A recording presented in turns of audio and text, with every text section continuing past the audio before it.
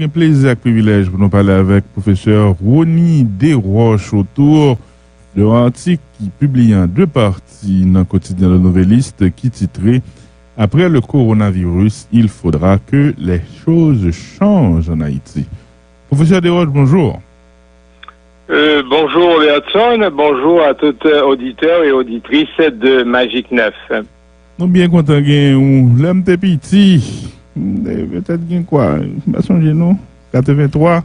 Il y a 15 ans. Et il y a 7 ans, un monsieur qui était venu en Haïti, un grand monsieur, le pape Jean-Paul II, qui t'a dit il faut que quelque chose change en Haïti. Là, c'était dans un contexte dictatorial, mais pour vous, professeur Desroches, et coronavirus là, qui a un point de rupture par rapport à la nécessité de transformer ce pays. Pour qui soit quoi ça? Bon, définitivement, parce que, d'une part, moi, je pense que le coronavirus, ça peut entraîner de grands changements à travers le monde, sur le plan économique particulièrement. Et comme nous-mêmes, nous avons une économie qui est extrêmement dépendante par rapport à l'économie internationale, donc ça va entraîner des répercussions énormes au niveau haïtien.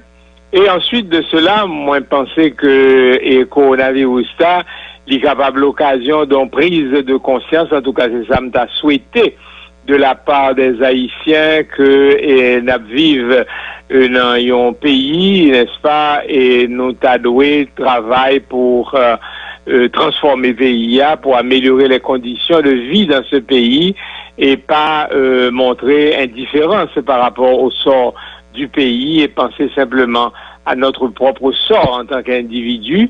Si nous prenons la question sanitaire, la plupart des gens, le plus souvent, les ont problème, ils ont pensé pour voyager, pour aller à l'étranger, pour y aller aux États-Unis, ça capable, pour y aller, n'est-ce pas, à Saint-Domingue, ça capable, pour aller à Cuba, ça capable, n'est-ce pas, parce que ils n'ont pas soucié de gagner de bons hôpitaux, de bons équipements ici, de bons et techniciens non plus, parce que nous connaissons que la plupart de nos médecins, les meilleurs, n'est-ce pas, professionnels de la santé, tout comme dans les autres branches, ils ont plutôt à l'étranger.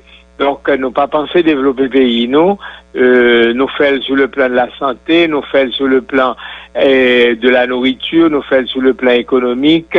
Moi, je pensais que coronavirus, ça, sont occasion pour nous prendre conscience que nous devons avoir une attitude beaucoup plus solidaire, beaucoup plus responsable pour nous développer le pays, nous. Vous avez des exemples spécifiques qu'on prend dans l'article là pour montrer la nécessité de changer paradigme nous gagnons par rapport à un ensemble de problématiques et ruptures et tout purement et tout simplement. On nous prend d'abord la sécurité alimentaire que vous associez normalement et carrément et clairement à une question de sécurité nationale. Vous partagez des chiffres dans l'article avec auditeurs, m'appli pour vous. Et l'une des grandes peurs que suscite l'apparition du Covid-19 en Haïti, c'est la menace d'une situation de famine avec toutes les conséquences de troubles sociaux que la rareté d'aliments peut provoquer. Avant même l'arrivée de la maladie dans nos murs, l'insécurité alimentaire frappait plus de 40% de la population, soit 4,1 millions d'habitants. Selon la FAO, Haïti est le pays où la prévalence en personnes sous-alimentées est la plus élevée au monde, 46,8%. À cause de cette grave insécurité alimentaire, 66% des enfants de moins de 5 ans et des femmes entre 15 et 49 ans souffrent d'anémie. Le virus va donc trouver une population particulièrement vulnérable.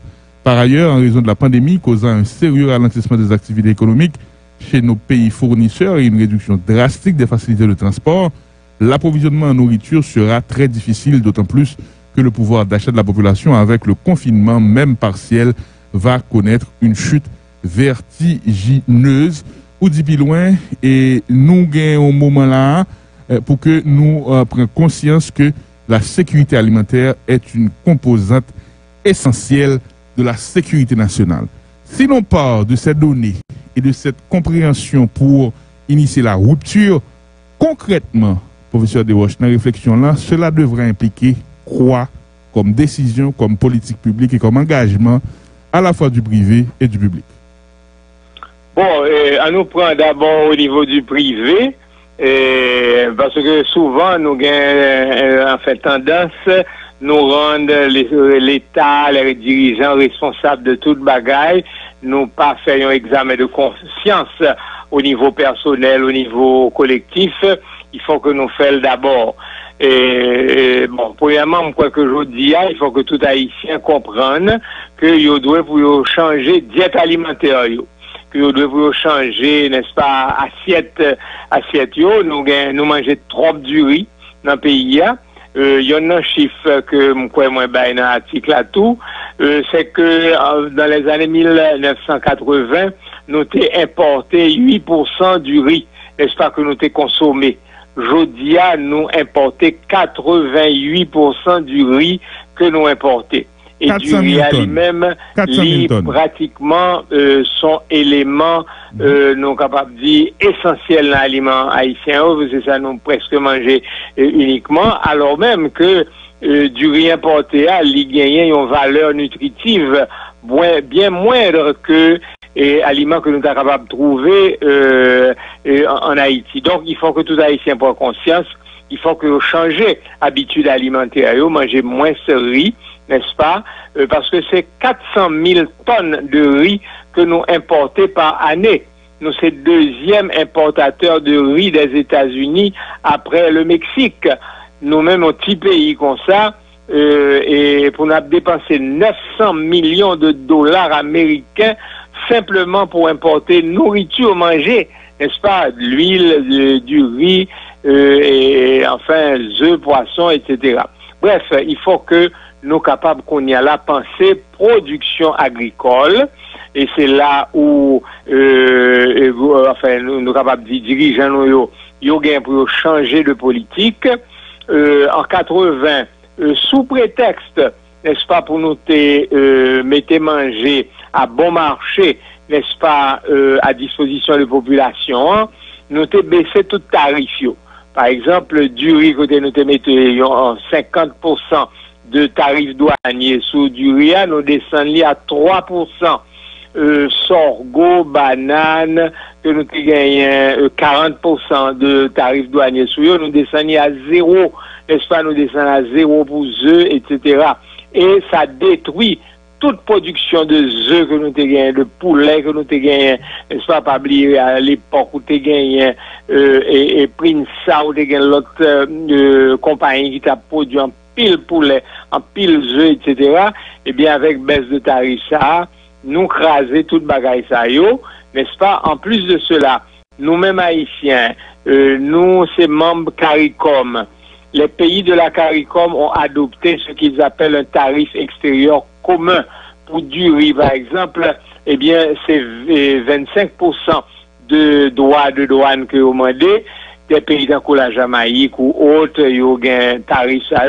Nous-mêmes, nous descendons à 3. Et ça qui pire, c'est que le fait que nous descendions pas veut dire nécessairement que ces populations, que ces consommateurs qui bénéficiaient entièrement de ça, puisque du riz importé est beaucoup moins cher à la Jamaïque qu'en Haïti, malgré que Jamaïque mettait 25% de tarifs sous lit, etc. Ces commerçants, ces importateurs qui bénéficiaient de baisse-là, et pas nécessairement le consommateur. Bref, c'est pour vous dire que notre politique tarifaire, notre politique commerciale, notre politique agricole, d'une façon générale, nous devons pour nous revoir ça très, très sérieusement. Maintenant, où des indications très claires et des investissements conséquents dans l'agriculture et adaptation de systèmes financiers et résolution d'ensemble de problèmes pour que le crédit agricole soit disponible, disponibilité de paquets techniques nécessaires pour que nous ayons une agriculture rentable et les tarifs douaniers et ou quoi que faut que nous sortions là pour que nous assumions si nous protectionnistes et pour nous protectionnistes par rapport à ensemble de filières. Et professeur Desroches, thématique, c'est autant de thématiques qui ont un débat au quotidien et dans les sphères de réflexion et de décision qu'a pensé PIA dans les chambres de commerce, au niveau du Parlement et au niveau de l'exécutif. Mais malheureusement, il n'y a pas de débat. Ou quoi, que c'est des mesures que nous devons prendre, et je dis à plus qu'avant. Oui, certainement. Bon, il n'y a pas un débat parce que malheureusement, tout ça n'a fait nous faire de façon occulte, nous pas mettre au grand jour. Ça nous, et souvent, ça nous mettait dans la presse, ça nous mettait, n'est-ce pas, dans l'opinion publique.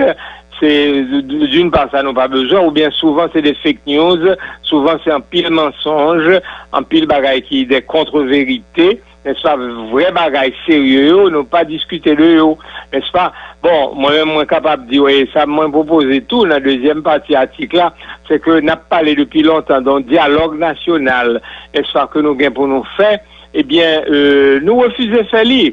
Moi-même personnellement, j'ai eu occasion pour me participer dans, n'est-ce pas, les états généraux sectoriels de la nation.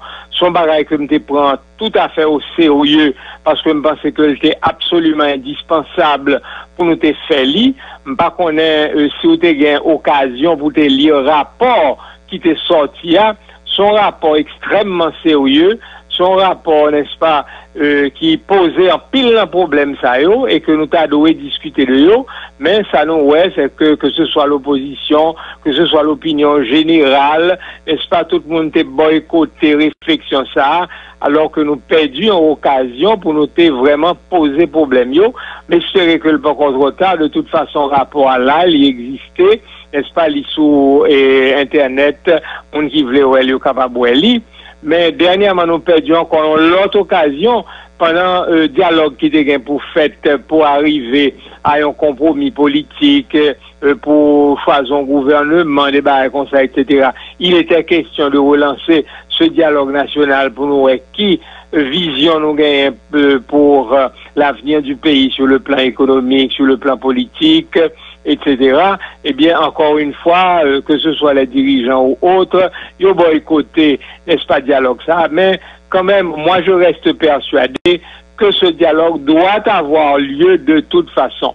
La République dominicaine, qui en 1960 était à le même niveau économique que nous-mêmes, que ce soit sur le plan du produit intérieur brut que du produit per capita, je dis à eux 10 fois devant nous, n'est-ce pas? Eh bien, pour qui ça? Parce que ils font dialogue, ils ont fait la Casa del Dialogo, la maison du dialogue, et il y a un pile conflit entre eux, conflit politique, coup d'État, tant que nous-mêmes, etc. Eh bien, finalement, ils ont chita, ils ont parlé entre eux, ils ont mis d'accord sur un certain nombre de bagailles. L'Espagne l'a fait, en pile l'autre pays fait li, n'est-ce pas? Je dis, parce que il faut que tout le monde mette vieux préjugés de côté, vieux a priori idéologiques de côté, enterrer la hache de guerre, n'est-ce pas?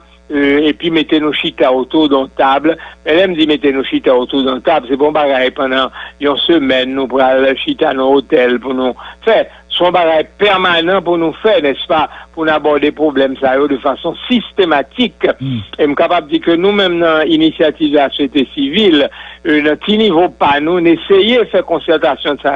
Parce que tout ça mettez dans l'article là sont résumés de toute une série de conférences, débats, de séances de rencontres, de concertations que nous faisons sur les questions économiques, n'est-ce pas, parce que nous pensons que question économique là, n'est-ce pas, les primordiales pour Haïti, parce que s'il est vrai que sur le plan des droits humains, nous faisons un certain nombre de progrès au cours de ces, disons, 20 ou 30 dernières années.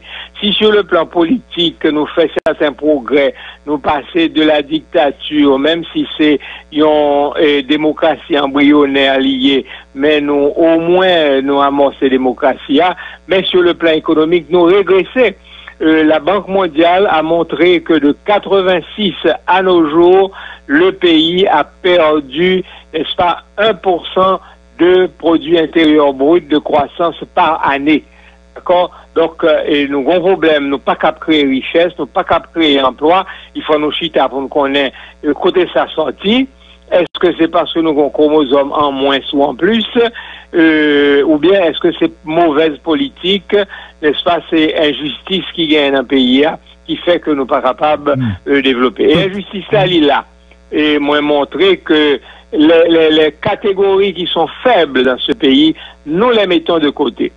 Est-ce qu'on connaît que jusqu'à aujourd'hui, après plus de 200 ans et pic d'indépendance, on connaît que le producteur agricole, le paysan n'a pas un statut légal qui est capable de permettre lui à chercher un crédit sérieusement dans une banque parce qu'il a demandé le côté papier comme exploitant agricole.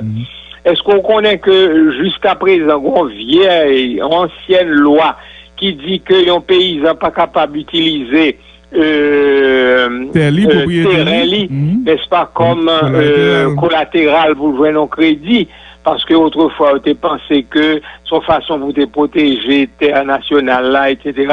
Bref, je dis qu'il y a des lois pour changer. Donc un bon sénateur, député qui sorti de l'arrière-pays, qui soi-disant défendent paysans, défendent peuple, etc., eh bien, ils n'ont pas voté loi ça, n'est-ce pas, nous négliger le secteur informel, nous n'avons rien fait, n'est-ce pas, pour les aider à avoir du crédit, etc. Madame Sarah, nous pas occupé ça. Bref, nous occupé, c'est monde qui gagne pile l'argent, les gros groupes économiques, n'a pas eu avantage, n'a pas permis de faire contrebande, n'est-ce pas, son pays qui tête en bas, n'est-ce pas, et c'est ça qui fait que aujourd'hui, nous sommes en situation de pauvreté, et leur catastrophe l'a frappé nous, qu'il s'agisse de tremblements de terre, qu'il s'agisse de cyclones, qu'il s'agisse de coronavirus, eh bien, c'est enfin une catastrophe, une hécatombe que la pied, n'est-ce pas, si bon Dieu va mettre les mains. Maintenant, on aspect où évoquer l'instabilité politique, il y a quelques secondes, on partageait des chiffres aussi dans l'article, dans le deuxième article là, l'instabilité politique représente une tendance lourde de la politique haïtienne. Des 37 présidents qui ont gouverné le pays, de Dessalines à Martelly, 26 ont été renversés par des insurrections. Des 11 restants, seuls 2 ont pu terminer leur mandat sans l'avoir prolongé par un changement constitutionnel, organiser des élections et passer le pouvoir à leurs successeurs.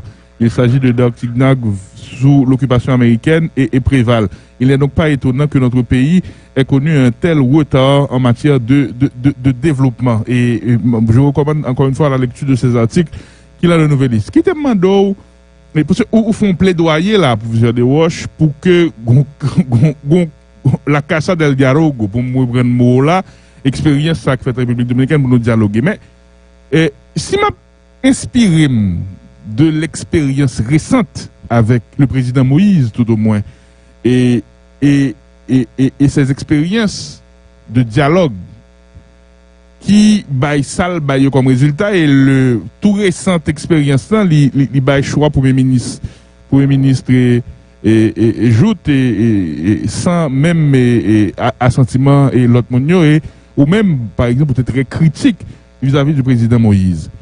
Est-ce que nous qu'a fait le président Moïse confiance pour mettre les pays ensemble pour dialoguer, pour mener rupture ça, ou souhaiter là, professeur Desroches? Bon, écoutez, moi-même, je suis capable de dire que c'est pas que on est capable de faire aucun homme politique nécessairement confiance. Parce que homme politique là, il gagne des intérêts politiques que la défend. D'abord, la défend mandat. Il y a un certain nombre de monde qui certainement aidé le pouvoir, la défendre privilégiés, la défendre un certain nombre de règles. Et ceci, c'est vrai dans tous les pays du monde. Hein. Et c'est pas propre à Haïti. Certainement, M. Trump a gagné des catégories sociales qui mettaient le pouvoir, la défendre intérêt, Bolsonaro a fait même bagaille, Macron a fait même bagaille, etc. Ce n'est pas vrai seulement d'Haïti. Cependant, mon parole, n'est-ce pas, que un grand philosophe allemand, Hegel, n'est-ce pas, il dit comme ça, il parlait de la ruse de l'histoire. Il dit comme ça que un homme politique capable de défendre un intérêt personnel ou bien un intérêt de groupe. Et puis la ruse de l'histoire consiste à faire que ça la défendre vienne servir l'intérêt collectif. Et moi-même, moi, crois dans ça, parce que Hegel, son auteur que je pratique en pile, je tape étudier philosophie, n'est-ce pas, et qui connaît l'histoire bien, n'est-ce pas, moins quoi dans ça le dit. En ce sens, regardez le monde, on comprend que c'est peut-être qu'il a défendu, vous comprenez, et puis c'est l'histoire qui a servi avec lui pour faire qu'on bagaille positif. Moi, pensez que, bon, moi-même, moi, j'ai un peu reproche que me fait personnellement à M. Moïse, parce que produits qui sortis dans dialogue les États généraux, moi-même personnellement, à plusieurs reprises, au moins 3 fois, me dit publier, distribuer le journaliste, etc., parce que sont bons produits. Et m'a dit, ouais, l'international, l'international a un pile de faux, un pile de défense intérêt, tout, etc. Mais moun ça, yo connaît ça qui bon en général, parce que yo connaît le pour tête yo, et yo connaît tout pour l'autre pays. D'accord? Et bien, capable de que rapport ça, nous avons eu l'occasion pour nous présenter à tous les bailleurs de fonds, n'est-ce pas, du corps groupe. Nous avons eu l'occasion pour nous présenter un petit groupe de monde à ECOSOC qui vient visiter Haïti, n'est-ce pas, les ambassadeurs d'au moins dizaines de pays, etc. et qui appréciaient là. Vous comprenez, parce que ouais que le valeur, malheureusement, nous-mêmes, nous pas ouais valeur. Alors, ça me le dit pas là. C'est que, pas qu'on ait exactement quelles étaient les intentions du président de la République, etc., le lancer bagaille ça. Mais en attendant, qu'être nous, qui étaient membres de comité ça, comité de pilotage là, nous te prenons au sérieux parmi certains intellectuels, les professeurs d'université qui étaient là-dedans. Nous te prenons au sérieux pour nous faire aboutir à un bagage sérieux. Et c'est pour ça que jusqu'à présent, je crois que l'est valable, l'est là, et tout le monde qui t'a voulu font dialogue sérieux, capable partir de là, doué partir de là, etc. Donc, autrement dit, pour répondre à votre question, quelle que soit l'intention de l'homme politique, la ruse de l'histoire, la ruse de l'esprit peut servir, peut utiliser ça, n'est-ce pas, pour servir au bien de la nation, au bien collectif. C'est pour ça que je dirais, moi, t'as recommandé, quelles que soient les circonstances, l'heure du dialogue national, eh bien, tout le monde qui aime un pays, tout le monde qui t'a voulu pays à changer, eh bien, doit participer, parce que le monde qui lance ce dialogue-là, eh bien, pas connaît comment la phrase finit, n'est-ce pas? Parce que le monde qui rentre dans ce dialogue-là, il est capable d'approprier de dialogue-là et faire l'aboutir à ça, le doit aboutir. Parallèlement avec le plaidoyer, ça va faire la professeure de Roche pour que gagner des bagages qui changeaient après le coronavirus. Il y a un peu d'autres monde qui gagnent des doutes, les regarder qui gens pouvoir en place là, à gérer et pandémie, côté que suspicieux, laissez comprendre que lié avec une sorte de campagne politique, et président le parlement m'a parlé pour ne pas tirer ça pour peuple là, lorsque là, nous avons l'autre contexte de gestion de la pandémie, façon bah, il y a distribué, il y a logo moun sou yo, nous déjà, nous, il y a qui pensaient déjà, une sorte de période de campagne électorale qui pas dit non li et velléité qui a un bon côté autorité centrale de pour faire Onima et fonctionner distribuer carte fait carte etc. alors que il y a prôné pour gagner distance physique qui respectée, il y a prôné pour que il y ait interdiction pour rassemblement. Est-ce que là ou pas craindre professeur de Roche malgré là pour que c'est perpétué statu quo? Bon, encore une fois, m'a répondu avec même argument égal là. Ou pas un homme politique, que ce soit Netanyahou en Israël, que ce soit pas qu'on est Poutine en Russie, n'est-ce pas? Pas un homme politique qui au pouvoir pas lutter pour le perpétuer tête li au pouvoir. Sinon lui-même, s'il n'est pas capable de retourner à cause de certaines dispositions constitutionnelles, du moins parti que lui représentait à groupe que les représentés. Bon, ça, si vous pensez que y a un monde politique qui est capable entièrement au-dessus de la mêlée ou à faire tout illusion. Maintenant, moi, je pensais que y a un monde qui voulait influencer ça qui va le passer, eh bien, il faut que vous impliquez dans ça qui va le faire là. Par exemple, on nous prend l'affaire de coronavirus. Le fait que yon moun tankou et docteur Pape, n'est-ce pas, que quoi que tout le monde au niveau international, tankou national, respecté en pile, pour ça lui montrer, n'est-ce pas, comme dévouement pour pays ça, comme capacité scientifique, capacité de gestion, et risque que le prend, parce que l'Europe travaille avec SIDA, comme ça, ou capable de prendre tout, etc. etc., il prend des risques, eh bien, il travaille dans des zones de non-droit, n'est-ce pas, et pourtant, mon yo respecte il n'est pas jamais victime de kidnapping ou quoi que ce soit, il prend des risques au pays, eh bien, le fait que je dis, il accepter pour les participer dans le comité multisectoriel, pour prendre coprésidence, eh bien, moi, je crois que sa présence peut faire changer les choses. N'est-ce pas, quelle que soit l'intention que X, Y, Z est capable de gagner pour le battre monnaie ou bien pour ceci, pour cela. Si tu as gagné 10 docteurs Pape, n'est-ce pas, qui rentrent dans le bagage, ça. Et si nous avons gagné un comité économique qui pas seulement pensé à l'aspect sanitaire de la question, parce que nous avons besoin de penser à l'aspect sanitaire, mais nous avons besoin de penser à l'aspect alimentaire, à l'aspect économique question. Si on nous rentre là-dedans, le fait qu'on rentre capable fait la différence. Moi-même, ça c'est philosophie PAM. Le meilleur moyen pour capable changer les choses, c'est de vous engager, c'est de vous impliquer et non pas de faire le marronnage. Donc moi-même, ça c'est ça. Vous comprenez? Je n'ai pas fait aucun homme d'une façon générale confiance à 100%, parce que nous savons que nous sommes tous pécheurs, nous savons que nous sommes tous faibles, nous avons nos passions, nous avons etc.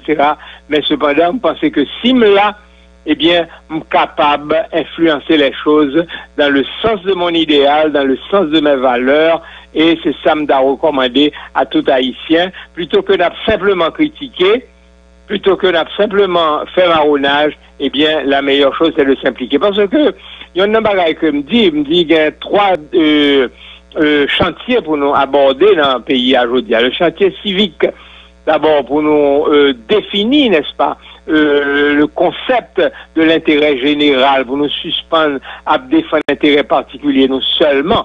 Pas dit pour nous pas défendre l'intérêt particulier, nous, non. Chaque homme, chaque personne, chaque groupe doit défendre l'intérêt. Mais il faut qu'on pense à l'intérêt général, tout. Et ensuite, nous gagnons un chantier politique.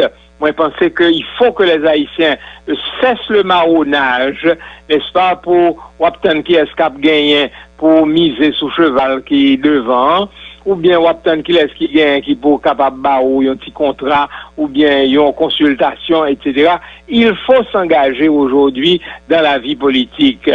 Par exemple, nous gagnons une sorte de marronnage. Tout le monde qui est dans le secteur informel, là, 80% de nos entreprises sont dans l'informel, sont façon pour faire marronnage par rapport à l'État. Mais c'est pas la meilleure attitude. La bonne attitude, c'est de vous formaliser, c'est de payer impôts, payer patentout, vous comprenez. Mais à partir de ce moment-là, ou bien ça me donne de façon un peu vulgaire votre droit de gueule, c'est-à-dire ou capable de défendre l'intérêt ou capable s'engager dans la vie politique, ou capable d'orienter les choses. Nous devons en finir avec le marronnage, parce que m'abdou anti-Kichoy, ouais, un pile monde qui aujourd'hui a profité d'un pile avantage dans le pays, on prend au point de vue économique, les grands groupes, mais grands groupes ça, si vous regardez l'histoire, ce sont des mondes qui comprennent que ou pas capable de faire rien sur le plan économique, sous pas un levier politique et engagé en politique, mettez tête ensemble. Eh bien, tout le monde qui a souffert dans le pays parce que ils ont gagné une situation économique extrêmement précaire et difficile, seul moyen pour sortir là-dedans, parce que personne ne va faire au cadeau, seul moyen pour sortir là-dedans, dans la situation, ça, c'est mettre tête ensemble et engager. Engager sur le plan formel, sur le plan légal, engager sur le plan politique, n'est-ce pas, pour être capable de changer les choses et défendre droits convenablement. Ma dernière question est, quel est votre regard, professeur Desroches, par rapport à la gestion jusqu'ici de la crise du Covid-19 par le gouvernement? Bon, écoutez, d'après ça me tendait, même moi, lire le Nouvelliste chaque jour régulièrement avec les informations que vous donnez. Moi, tendez 2 ou 3 radios chaque jour pour m'essayer de suivre bagaille là. Mon jugement jusqu'à présent, c'est que moi, ouais, que il a dégagé il a débrouillé j'ai un capable, n'est-ce pas, avec une situation extrêmement difficile. Cependant, bon, par exemple, il y a un bagage que m'était reproché dernièrement dans micro, il y a une radio sœur, c'est que ils n'ont pas été impliqués suffisamment, n'est-ce pas, les hôpitaux privés. Moi, ouais, que au commençons dialogue, m't'attend des docteurs Généus, m't'app lire, ça le dit dans la nouvelle liste, etc. Moi, que au commencé impliquer yo doit pour impliquer yo davantage. Moi, ouais, que l'hôpital Saint-Luc manquait équipement, manquait ceci, c'est pour dégager pour équipement. Donc, maintenant, ça, moi, pensais qui est extrêmement important. Moi, pensais que, même gens, yo gagné un comité scientifique, ou en commission multisectorielle, ils ont besoin d'un groupe d'experts en économie, n'est-ce pas, des gens qui sont capables de donner des conseils. Parce que, et c'est dans l'administration publique aussi, n'est-ce pas, parce que la dépense publique doit être efficace. Quand on prend ça, n'est-ce pas, à Petro-Caribé, que tout le monde a parlé de lui, bon, et en pile, certainement, gaspillage, détournement de fonds qui fait de la donne, mais il y a un pile inefficacité, un pile gaspillage tout, parce que, par exemple, pour avoir un pile parlementaire qui demande des petits projets, financer tel ou tel petit projet, mais là, on demande de financer tel ou tel projet, par exemple, il y a l'école, il y a un lycée, mais il n'y a pas même pensé à après construction, hein, comment l'État pourra le financer l'engagement des professeurs, le paiement des professeurs avec un budget, n'est-ce pas, réduit, etc., etc. Bref, nous devons aujourd'hui pour nous penser à l'efficacité également de la dépense publique. Et par exemple, nous avons un médecin qui a dit, au lieu pour nous commander tout de suite 18 millions de dollars en Chine de matériel, est-ce que pas un certain matériel nous est capable de réhabiliter de telle sorte que la dépense publique puisse également stimuler la production nationale, stimuler le travail et l'emploi. Parce que réflexe ça, que tout gouvernant sérieux gagnant, à savoir d'utiliser la commande publique pour stimuler la production nationale, ça son réflexe que nos dirigeants n'ont pas. Depuis au Concordat dans Méo, c'est dépenser, n'est-ce pas, à l'étranger, n'est-ce pas, plutôt que de dépenser au niveau local. Moi, je pense qu'il faut qu'il y ait des conseillers qui sont capables d'aider, utiliser davantage ou utiliser mieux, plutôt, les ressources que l'international va mettre à la disposition du pays, utiliser mieux les ressources que la banque centrale va générer, parce qu'il faut nous pas faire tête nos illusions, c'est pas taxe peuple haïtien qui va le financer tout ça qui va le faire, c'est papier monnaie que vous le produit, n'est-ce pas, c'est la planche à billets qui prend le travail, et ça veut dire risque d'inflation, ça veut dire que dette nous pourra l'augmenter, n'est-ce pas, donc au moins, si l'important pour faire ça, pour que l'économie n'a pas flanché net, mais au moins, il faut que toute dépense à eux, faites avec une efficacité maximale. Professeur Desroches, merci en pile. On a rappelé petit article il est disponible dans le Nouvelle Liste. Après le coronavirus, il faudra que les choses changent en Haïti. Merci pour cette contribution. Merci aussi de partager la réflexion au-delà de colonne le Nouvelle Liste avec auditeurs nous et auditrices nous. Merci en pile. Passons bonne journée. Merci à vous. Merci pour l'occasion et l'opportunité. Merci bien. Merci.